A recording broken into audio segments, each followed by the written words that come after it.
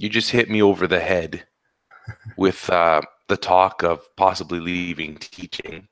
But it's kind of good because I think the effect it's having on me right now is it is the shock that you were talking about, but I want to jump in. But you have something to say.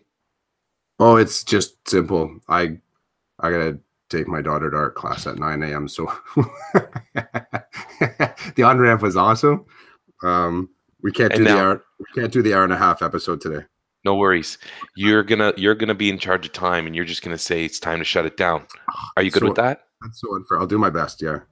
Okay, I'll keep an eye on the time too. Okay. So on the on-ramp, we're doing our thing. We're talking about stuff here and there that we might not talk about on the podcast, and then you drop this excellent, I don't even know what to call it. You dropped this, you're talking about growth mindset and the pain that comes or that can come from true growth mindset. And then you talked about talking to your grade 12 students about what you should do after teaching, like how you should shift from teaching into another job career. And you said it blew them away, and it kind of blew me away too. So I want to dive back into that just for a second, because full disclosure, the second week of school, I was laying in bed and my wife was talking about some of the struggles that she had been having in the first week and two of school. And I literally thought to myself, I think I need to find another job. No word of a lie. Like I'm not exaggerating. I'm not saying this to shock people. I was laying in bed and I thought, I think I might need to find another job. And that's coming from the stress I feel from startup and some of the nonsense that exists in public education in Ontario today that is not that doesn't just belong like to me. It happens at many different schools all over the place. And my wife was just talking about it. And I know it's something that just happens the first few weeks, maybe not. Sometimes those things keep rolling all year. Like that's the year I had last year, where the first couple of weeks I'm like, oh, this is kind of interesting. And then boom, next thing you know is June and nothing stopped. It kept going and it was hard and stressful all year. And now I'm thinking, I just remember thinking that maybe it is time to start like that journey of exploration into what's out there, what might be for me, and most importantly for me, if I'm not being selfish, what's going to afford me the same type of lifestyle I'm living now, where my family won't even miss the fact that I'm not in education anymore. That's important. And I know some people will say, oh, you know, you got to do what you got to do. Yeah, what I got to do is take care of my family. So I have to find something that would allow me to continue living the way we're living, because it's not fair to them. Whether I'm happy or not in my life with my work, it's not fair that they have to maybe all three of them need to change their lives because of me. So I'm just going to leave that there. And so that's what you've done to me, Chris. You just stirred that up. I thought I'd drop that. But I'd love to hear more about your connection to growth mindset, because people might be thinking, what do you mean? What's he talking about?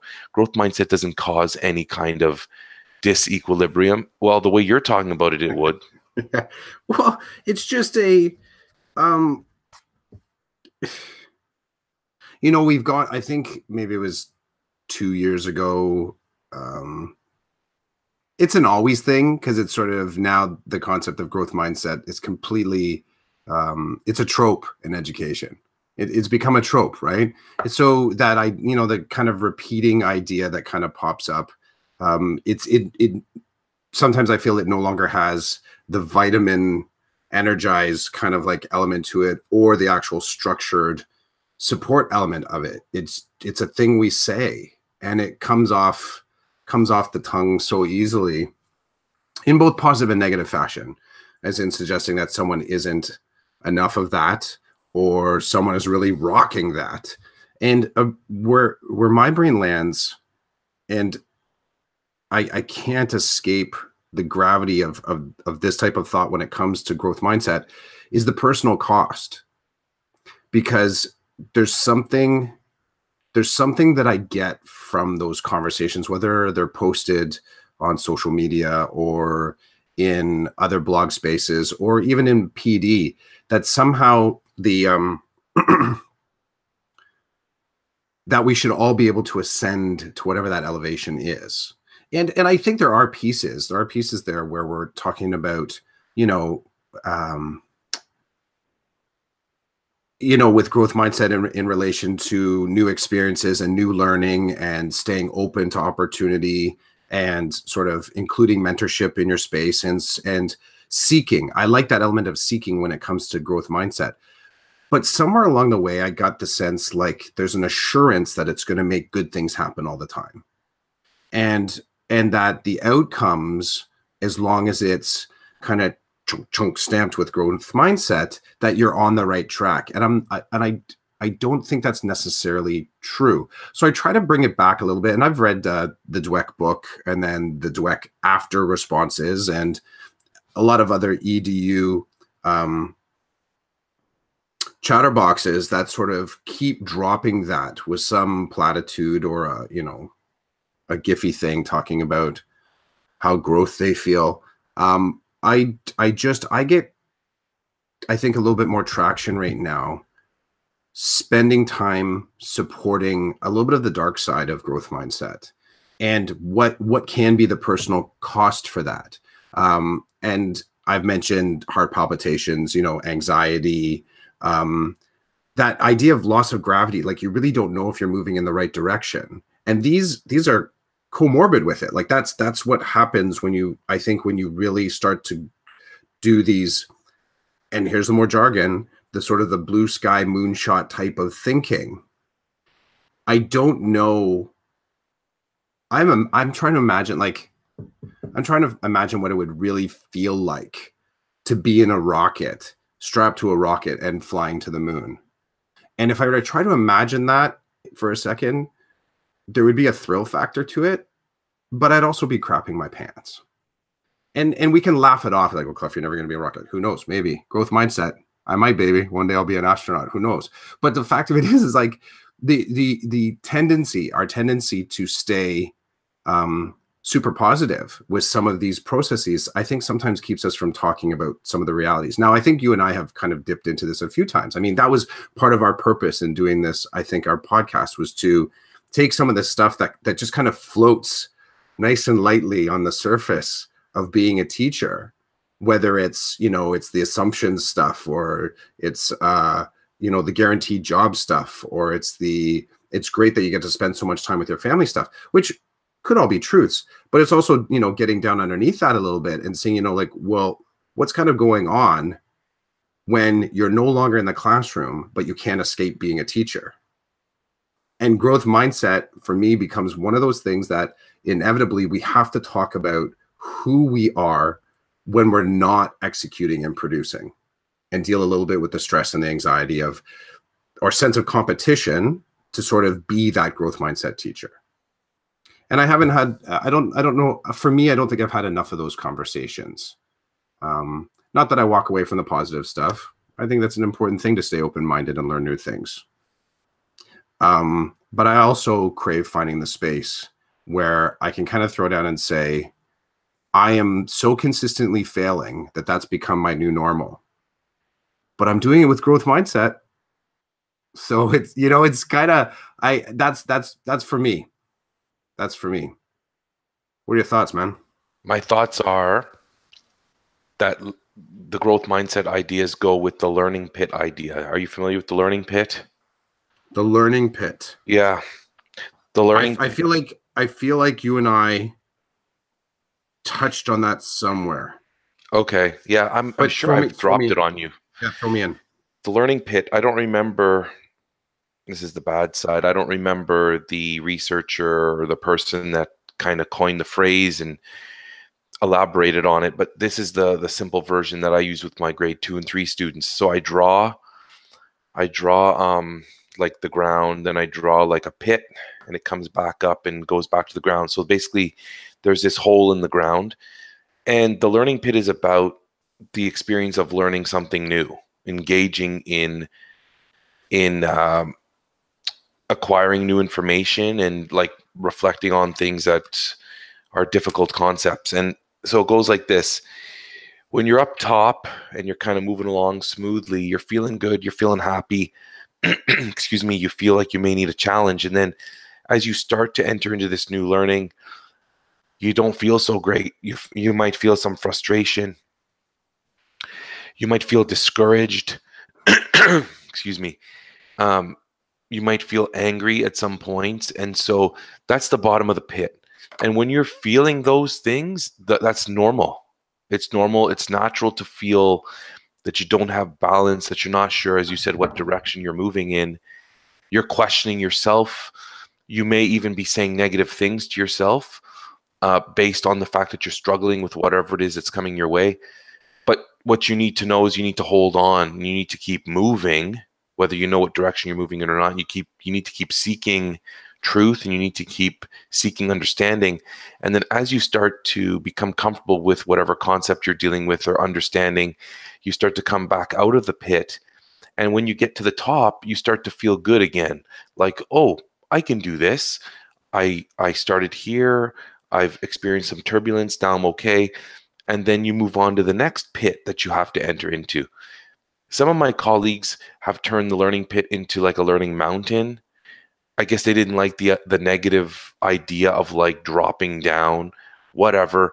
I got that from someone who's done work with it. I found it online. I pursued it, and I learned that somebody's actually done some work with this. So I'm good with the pit. I don't need a mountain. What I need my kids to know, bottom line, is you're going to feel bad sometimes. We've been working on some math stuff lately, some problem solving, and they're looking at me like, I don't get this. I don't understand. And I'm looking at them, I'm pointing at them, I'm saying, perfect. You don't understand. This is perfect.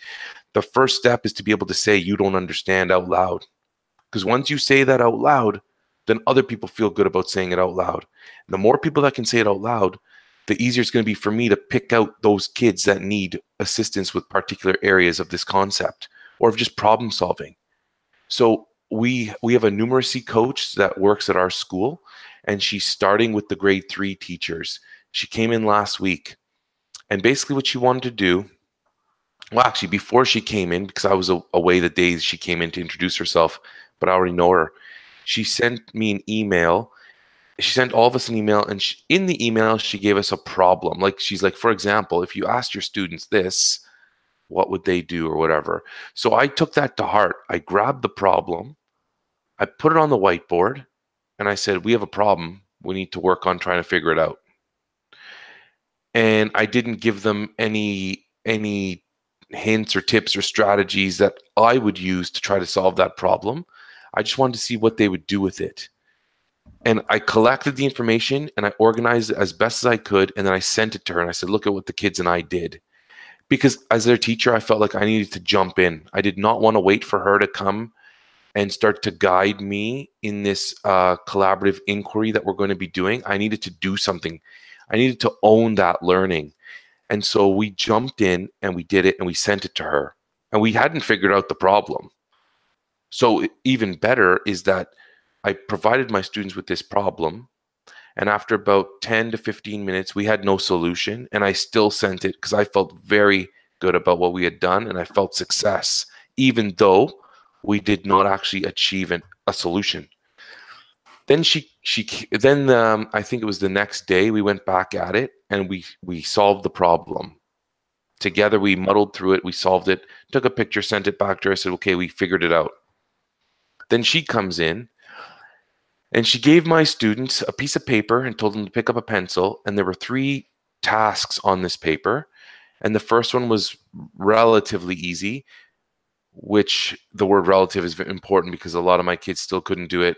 Then the second question was a little bit harder. And the third question was just like a gong show. It was like a 4-part question. It looked like a paragraph. You know, as a teacher, I'm sweating because I'm like, I have not taught any of this. But anyway, we survived. We weren't allowed to help them. They weren't allowed to get help from their friends. They could use manipulatives if they needed to. And I felt like I needed a nap after that hour and 10 minutes. I was dead. I was done. And I still had like half a day to go. Mm-hmm. So, having said all that, I said to my kids, listen, I'm with you. We're right in the bottom of that pit. And I pointed to the anchor chart because it's on the wall and it's visible and it's always going to be, because I need to refer to that a lot. I said, I'm right there with you. You think you're uncomfortable? I'm the one who's supposed to be teaching you mathematics. I'm the one who's responsible for engaging you in your learning. And I feel like I'm at the bottom of that pit. But guess what? I'm not giving up on you, and I'm not giving up on this. I know what comes. I know what comes after this. After this, you start to get you feel fluency. After this, you start to feel confidence. After this, you learn to manipulate the failures and move into success. I know that's coming. And so I'm okay with sitting here, but I'm letting you know I'm down in this pit with you. It's not just you. So yesterday, Thursday was pizza day, and my kids ate their pizza, and then one of them said to me, I want 2 slices wasn't enough.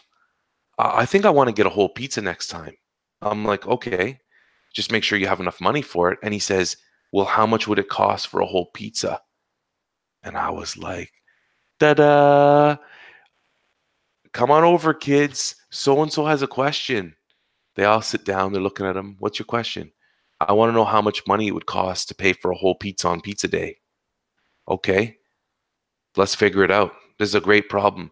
And then they looked at me like, no, we're not doing this again. I said, yes, we are. But guess what? This time, I'm going to talk to you about some of the strategies I might use that you can use to start helping you work these problems through. And then they were like, okay, they were actually engaged. They're like, let's do this. We did it. I talked about draw the problem, right? Start thinking about the operations you might need to use, like addition, subtraction, division, multiplication. And I'm putting this up there for them to see. I'm like, start drawing things. Why wouldn't you? Start thinking about the tools that could help you with this, because you're allowed to use the tools. So the next thing you know, in like 5 to 7 minutes, we have a solution to the problem. And lots of kids jumped in, and lots of kids jumped in with information that couldn't help. And they could see, oh, my idea is not going to help.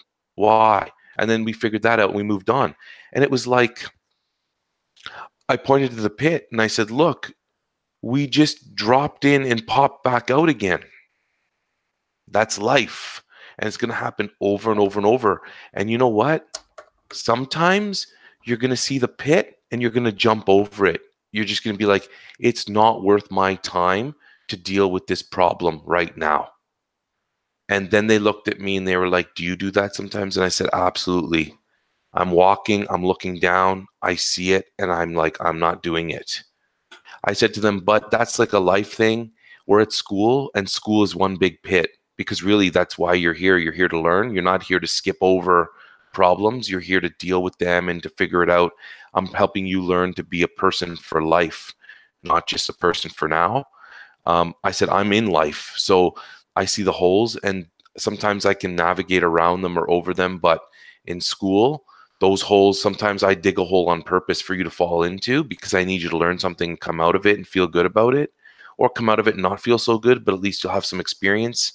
You can put that into your schema and then pull it out the next time you experience something similar.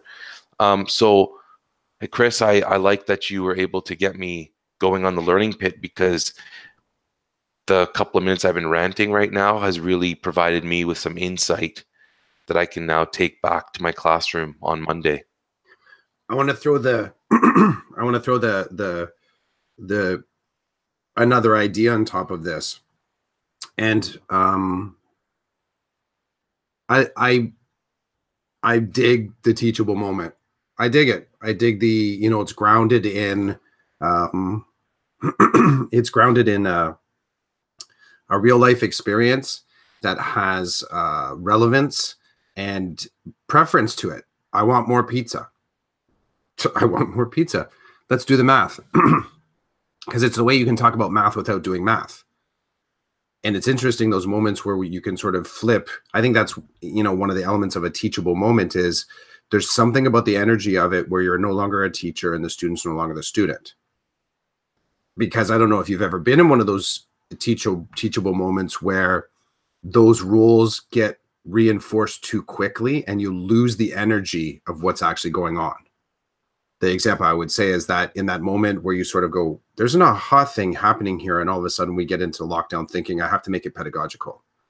It can't be something simple. Like our brain automatically categorizes it, and then we start to talk about, you know, the language of the lesson as opposed to the language of life. And I don't know if you've ever felt that sort of needle shift between those two spaces. And I get it that when we're in role in school, we fall language of lesson quickly. It's what we're trained to do, as are the students. I've had a few moments where there's been things we've talked about in class where the students, I can tell they've lost the energy of what sparked their curiosity in the first place. So kudos to you if you're able to sort of capture that lightning in a bottle a little bit, and the kids were still interested in calculating how much it would cost for a whole pizza once the lesson was done, right? Because that's sometimes the element of success, is the kid actually still interested in buying a whole pizza? Or like, are they still impassioned by the idea? And now are they maybe totally upset that they could never get the money together? Like, are they still emotionally invested in the learning after the lesson is done? And that's something that we observe in all of our classes. That's my first observation there. The second part to it is, within that moment where you were in the pit, it's amazing when there's somebody, and some of the one of the graphics that I've seen in the pit is that there's someone to help you out, and there's a method or a person to help you get out of that pit, whether we call that mentorship or leadership, or the teacher in the classroom if it's something that's actually happening in the classroom. I still like to spend time in that space at the bottom of the pit, and whether or not it's actually like, one, that there's a bottom to the pit is something that's interesting to me, that there's actually a bottom there that you can find stability on. And I don't know if that's always a truth, even when it comes to learning, because I'm, again, fascinated what happens when you hit that bottom and you say to yourself, I can't do this. Because sometimes the other thoughts that can come in that moment are, I shouldn't be doing this, or I don't want to do this. It's in a complex space to be in. And I'm thinking now of, you know, being a teacher, being a student, being a dad, those moments of low where you think you can't be brought back out of whatever that moment is. So that's interesting to me. I'm also interested in the idea of, and I talked about this on the on-ramp. So my driving fiasco on my commute, and you know, if just to tap on it again, that coming on an off-ramp, the off-ramp driving and getting up on two wheels because I got hit in driver's side by really strong winds. And for a second, a very split second, I was tipped up on two wheels. How I recognize that, because I think in some ways to recognize what's going on around you is difficult unless you have some pre-knowledge. Like the car itself didn't lose control, except for a split second. And I'm okay. I'm back here talking about the experience again. So, but in that moment where I knew that moment when I was on two wheels because of the feelings that were surrounding it. And the feelings that were surrounding it, I've called it before, is like 0G, which I've experienced because last year was my year of falls. I know what it feels like to be suspended in midair when I've slipped and fell. I had a moment of that when I got up on the two wheels. And I thought to myself, I am not in control right now. I'm not in control of this moment. I'm not in control of this vehicle. And in that sort of like slow down, adrenaline slow down, I think, you know, it Matrix, they call it the bullet time, where you can actually slow things down enough to see the tracers of those bullets shooting by. Well, in my case, it slowed down enough that I actually felt in the moment that I got up on two wheels that I was no longer turning. For a split second, the car started to go straight. And my suspicion here is there's something about the physics of driving by having the wheels on the ground and you turning the wheel, that ensures that you're going to keep making the turn. But for the moment that I was up on those two wheels, I felt the car slowly straighten out quickly, just for a second, and then it got corrected. I can't help but think about that moment in relation to the pit. Because when you get in the pit, I like the idea that someone's going to help you out. But I'm fascinated by when you get at the bottom of the pit, the things that it reminds you of and what you actually know about yourself when you're in that moment of the pit. And emotionally, let's say, if not academically, emotionally, when you feel yourself at the bottom there, are you aware? Are you willing? Are you capable of taking the resources to pull yourself out of it again? Big picture on this one comes down to a lot of my learning in this semester coming back to school. Now, I can make it about my students and say, you know, I'm observing their challenges. I'm connecting with their experiences. I'm paying attention to sort of developing classroom time that I'm enriching their culinary experience, because that's the heart of it in the ASD program that I'm working in. Am I developing a culinary program that sort of represents on a lot of different fronts? But I told you on the on-ramp, I have the sense that I'm failing so often that being at the base of the pit is actually where I need to be. I shouldn't be coming out yet. I'm getting this sense like I need to be in that bottom space. And I found a graphic here. I'm confused. I'm stuck. I don't know what to do. And then there's the opportunity, that opportunity of let's collaborate and someone's helping you, you know, come out of the pit, some sort of mentorship. I have all the mentorship, but I have a sense like I need to stay at the bottom of that pit for a little bit longer. Like I don't have the right tools to come out of it yet. And this is where I get to my last thought on this. Being at the bottom of the pit isn't necessarily a bad thing for me. But I would challenge the thinking sometimes of being at the bottom of the pit. Like maybe that's where transformation is going to occur, not when you actually make it back up to the top of the pit. Transformation for me happens when I'm in that space in the bottom where I embrace the fact that, not embrace the fact, where I get a sense that my failing is really a part of what I need to do in order to figure out what to do next. Someone at the edge of the pit can be saying, come on up, I can help you with this. I got a resource. But I feel like by doing that, and I take that. I don't know if that necessarily pulls me out of the pit though. I think it kind of gets me some resources. I can make the pit a little more comfortable. Maybe put a chair in that corner, maybe a lamp over there, you know, a couch to sit on while I'm trying to figure out what to do next. So that was a whole lot of like a weird metaphor going on, but that's I like the pit. And if I connect it to my context at school, I have to tell myself I'm okay being at the bottom of that learning pit right now. I have to tell myself that's where I should be, because I haven't developed anything that necessarily, I haven't developed a ladder to get myself out of it. I don't see the steps. I haven't figured out the steps to get out. Maybe I'll turn the pit into a swimming pool. Maybe that's what I should do. You swim for a bit? Swim for a bit, yeah. At least then you get some exercise. Mm-hmm. I agree with you. Being at the bottom that's where change happens, because you don't come out until you experience some kind of change, or you give up, I guess. But then I would argue if you give up, you come out, but you're still not feeling so great. I just had this visualization of like people's lives. And if you looked at people's lives and you spread out their life on a timeline, I wonder how many pits you'd see that were successful and how many pits that are there that drag you down because you've never come out of them. Because there are things in my life that I've experienced where I've given up.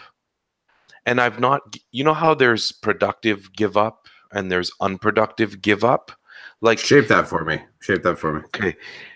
There are some things in life that you do that you either become disinterested in or your circumstances change. And so you stop doing something. And you could consider that giving up. So I'll give you an example. I'll give you two examples. Barbara Grande, the show that I tried to do for Voice Ed over the summer.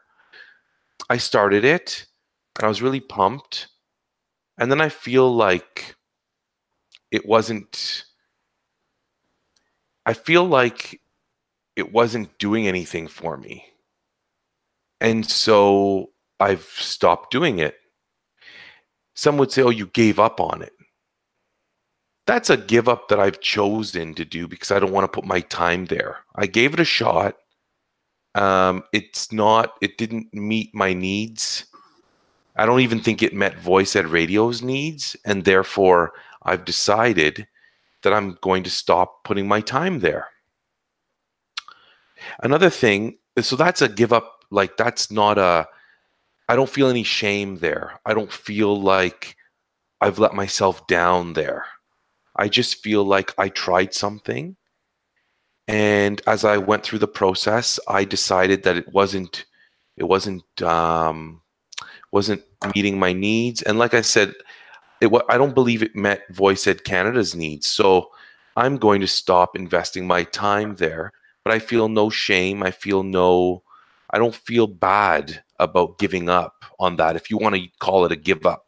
So on my life timeline, where it says Barbara Grande, that would not be a dip in my life. That would add baggage to me feeling bad about myself or feeling regret about not continuing. There are things in my life where I've gone and I've dropped into the pit and then decided I can't do this. I'm not strong enough. I'm not good enough. I will never succeed. And then I've given up on those things. And those things, I do feel shame. I do feel an embarrassment. I feel a regret. And so I would love if you could stretch out somebody's life and there be a section for baggage. I imagine part of the baggage might be the pits you entered into and then looked up and said, get me out. I'm not coming out on my own. I give up. Get me out of the hole. And getting out of the hole is, you walk away from something or someone pulls you out and says, don't ever do that again. But it's unfinished and it lingers in your life. And then there's the other times where you see like a little check mark in the middle of the pit, like went there, learned this, moved on to the next thing. Like for me, podcasting has been a great thing that I've learned. And I was in that pit big time. But when I was at the bottom and my feet were touching the bottom and I was experiencing the frustration of dealing with the technology and the what ifs in my mind, I still pushed through because I was like, no, this is productive struggle for me. This is something that I don't want to give up on. I would like to figure it out. And then after I figure it out, maybe I walk away from it. Maybe I won't walk away from it. But at least I came out of the pit. I have new knowledge, new understanding, and I've chosen not to pursue. So I would love that. Imagine you meet someone. I can see it now. You're wearing your smart glasses and you walk up. I walk up to you, Chris, and right away my glasses identify your face, go through a Google search and collect some quick information about you and provide it on the screen in front of me.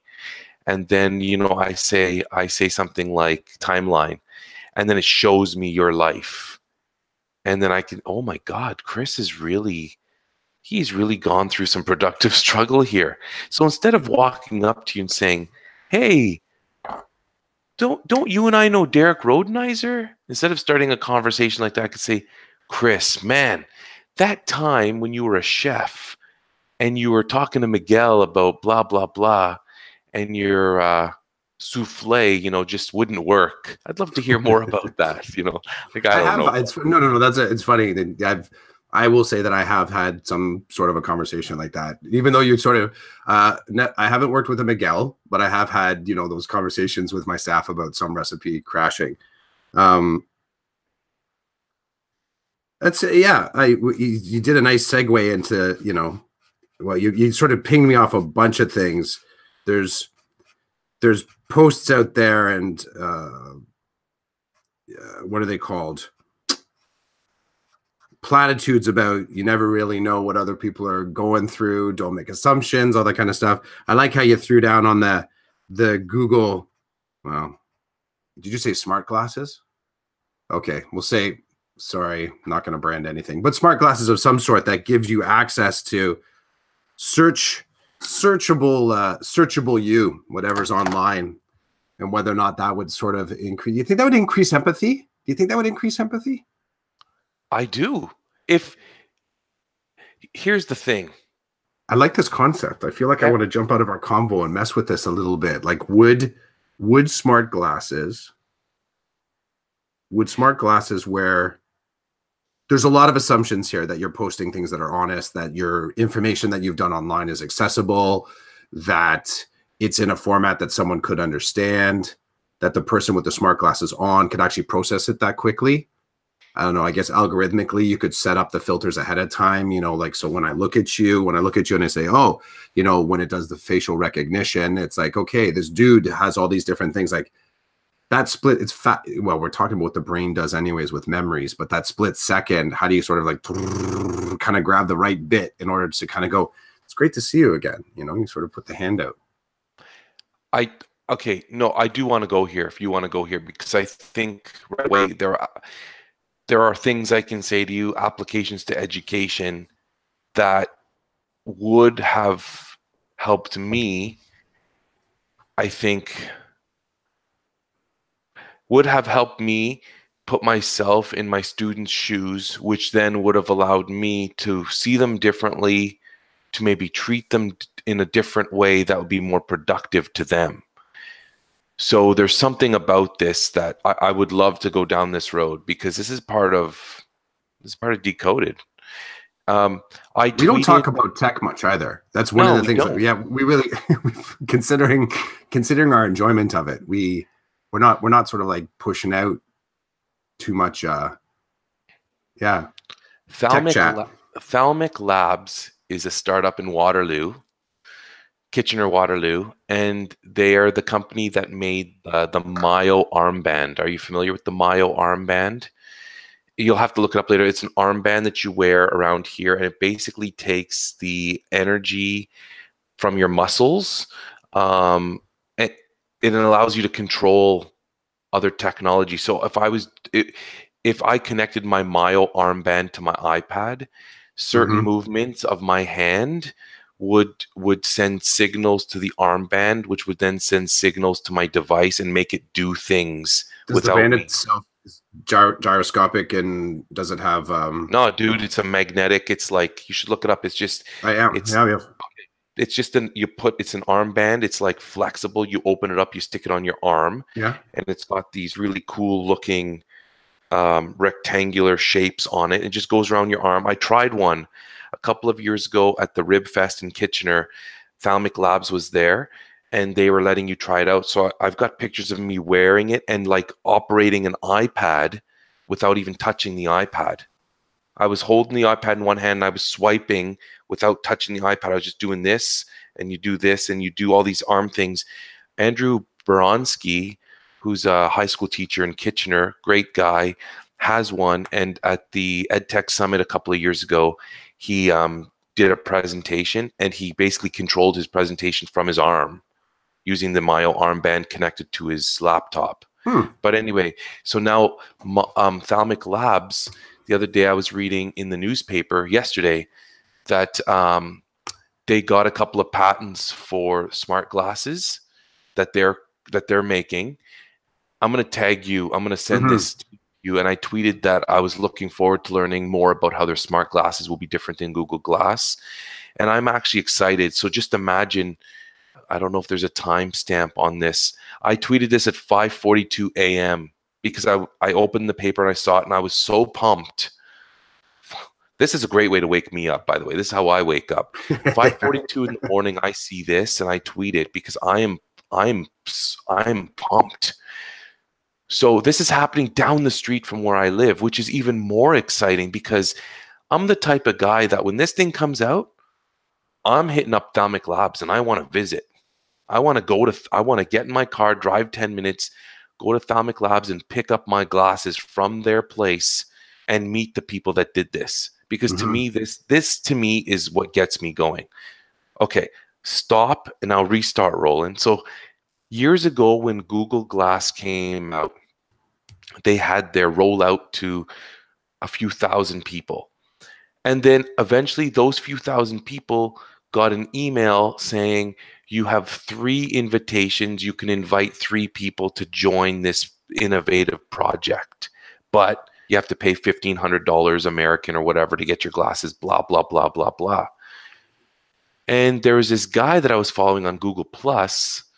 I don't remember his name now because I don't really do Google Plus anymore, but he was an influencer on that platform, and I was following him, and he said, I've got 3 invites and I'm good. I don't know any, I'm good to just give them away. So hit me up and let me know why I should give you an invite.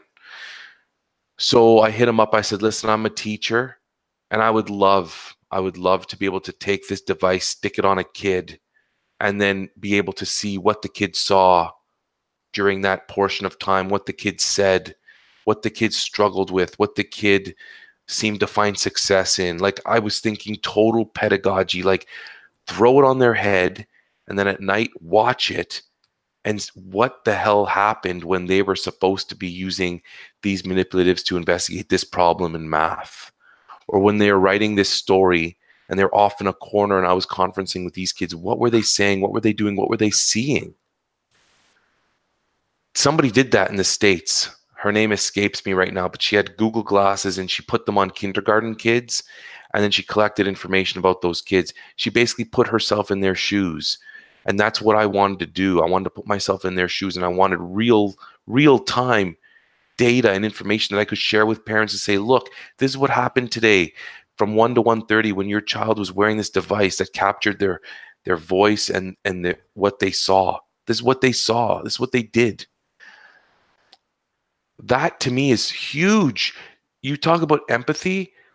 What could you do other than sink right into their heads to become more empathetic, to put yourself in somebody else's shoes, to understand what they are thinking by hearing what they say and seeing what they see and what others see? You get to see the world from somebody else's perspective. How can you not feel anything when you do that? On a side note, the school I work at is a population of 560 students. 279 of those students are English language learners. In my school, there are 29 different spoken languages. I need to figure out how to get myself in their shoes. I've won half the battle because I used to be them. That was my life. So I feel something there. But my principal showed us a video yesterday about a huge percentage of our student population, where they've come from and what they've experienced to get here. You could hear a pin drop in the room when that video was over, because I think many of us did not truly understand. We did not truly know where these kids came from and what they had to do to get here. Now they're here and we're hitting them over the head with what we do as teachers. And I think his point was to just, he said it several times, please be patient with these kids and understand that they don't understand and that they're intelligent people, but they don't know what we're saying half the time. The language is getting in the way. So be patient with them, take your time with them. And as an administrator, he said, I'm here to support you. And I'm asking you to slow down. I'm asking you to understand their perspective. Imagine if I could throw these things on their head, and as I'm teaching, I can hear them talk about what they don't understand. I can maybe see what they're looking at, where they're focused while I'm doing things. I just think, sorry, Chris, but when you said empathy, this is a way to use technology to help us with that. And I also love tech. So, I mean, I'm dying. I can't wait for this thing to come out. And And my life situation is this thing could come out and cost $2,500, which totally eliminates me from being able to purchase a pair because that's a lot of money. But I mean, if it comes out and it's like in a certain price range, I'm going to jump all over it. So I'm sorry for the huge tangent. I'm looking at the time and I'm going to give you the last word because you have to go. So do what you're going to do with what I just said or the direction you want to go in. I'm all ears. I like you've tapped into something that has been it's been quite a overwhelming bit of reflection that I've had this past week. So again, working with children that have communication challenges, and you come from, the ELL perspective, me working in an autistic community class. And I think that you've touched on something that has struck me this week is, what is it that the student is seeing and experiencing as I'm working with the student? And I try, it's one of those things is, here's what I'm failing at, but it's got to be the communication between myself and a student that is nonverbal is nuanced in a way that I'm not skilled enough in to understand. And it fascinates me just to no end when working with some of the support staff that spend a lot more time with these students on the whole day, and they are in real time decoding things that I don't get. I don't see. I'm not tracking it appropriately. Like, my eyes aren't in the right space according to what's going on in the class. I'm paying attention and still not reading what's going on. And this has just become mesmerizing to me because, again, then working one-to-one or very small group moments, and the regular pedagogy, not regular pedagogy as a feedback loop is where I'm challenged. Where am I what information am I able to gather?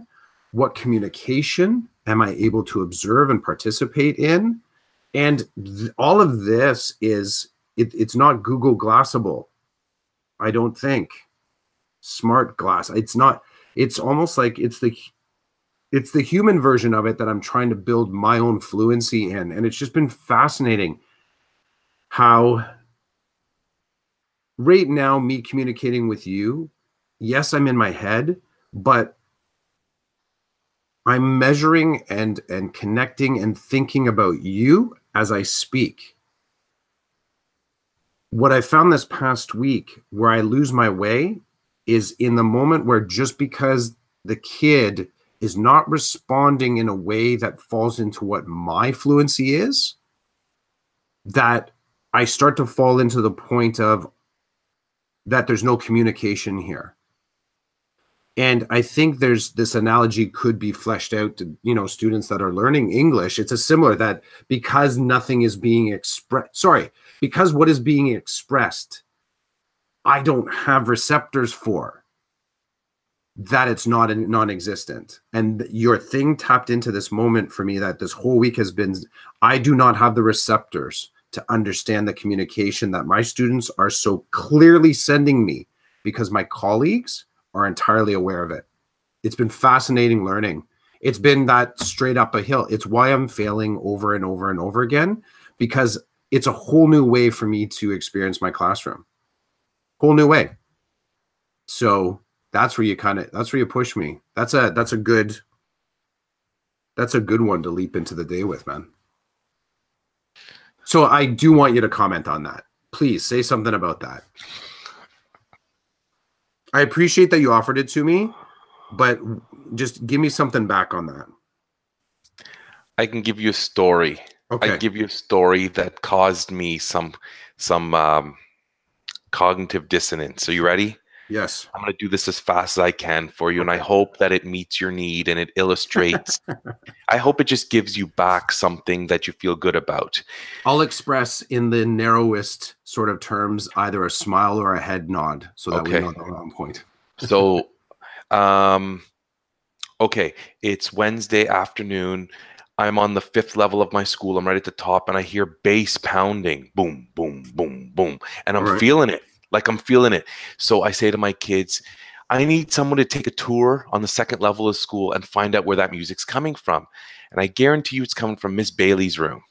Miss Bailey's a very, she's an energetic young teacher who's new to the profession, and she's like innovative. And I could see her pumping the tunes at this time of the day to get her kids going. So I'm like, who wants to go? And a kid raises his hand, and I say, okay, go. On the 2nd level of school, which is the same level as the office, that's where I think the music's coming from. So go. So he leaves. And we're sitting there, and the music's still pumping, pumping, pumping. And then 10 minutes later, he's still gone, but the phone rings. My EA picks up the phone, and it's the main office. The main office is like, we have one of Rolland's students here. He wants to know about the music. We don't know what he's talking about. So now I'm dying. I'm like, oh my God, now the office is involved? No. Like, I might as well leave my keys on the way out because now I've disturbed the main office. My job here is over. So my EA's laughing, and she says, no, this is what Rolland was trying to do. So she's like, okay, I'll send him back. So he comes back up and he walks in, and I'm like, what happened, man? Why'd you go to the office? And he goes, you told me to go to the office. He's an ELL student. You told me to go to the office. You said office. No. I said on the 2nd level where the office is, you will find the booming bass. All he heard from those 25 words was go to the office. So right there, I was like, oh my God. Oh my God. This is what I'm dealing with. Like the poor kid, I lost him in my da da da da da da da da. That's all he heard me say. He looked at me and he heard da da da da da da office da da da da da da da da. That's all he heard. I didn't get that until the shenanigans went down. Now here's the best part of the story. At the end of the day, I'm outside my room. I'm ready to leave. I'm talking to my buddy who's right next door. His name's Chris. And up the stairs comes this teacher, this grade 1 teacher named Tracy, who, from what I've seen, is the kindest soul in the building. The quietest, kindest soul in the building. Typical grade 1 teacher, if you want to stereotype. She comes up, she looks at Chris. She's like, oh my God, I'm so sorry about the music. I won't do that again. And I look at her and I'm like, what about the music? I'm the one with, she goes, the office came to my classroom and said that the music was too loud and I had to turn it down. Somebody complained. I was like, no, that's not what happened. So then I tell her the story. I'm like, I'm so sorry that you feel like your music, you were told it was disruptive. I said it wasn't. I was enjoying it. I was like moving. It was pumping me up. She goes, well, I'm going to turn down my music from now on. I'm like, don't turn down your music. It was a mistake. It was playing telephone. I told the kid one thing. He ends up in the office. The office tells you one thing. Now you're up here apologizing. No. Keep doing what you're doing. So yesterday I said to her, or Thursday, I said to her, how was your day or something? And she goes, could you hear the music? I'm like, no. She goes, okay, good. I'm like, no, turn up your music. So now it's this inside joke. But for that moment, that glimpse, da da da da da da da da da, office, da da da da da da da. That's all he heard, Chris. So my empathy radar is wide open. I'm looking at my students in a completely different way. I was told that I would have to look at them that way, but I didn't get it till I got to this place. 560 kids, 269 are ELL. 29 different spoken languages at my school.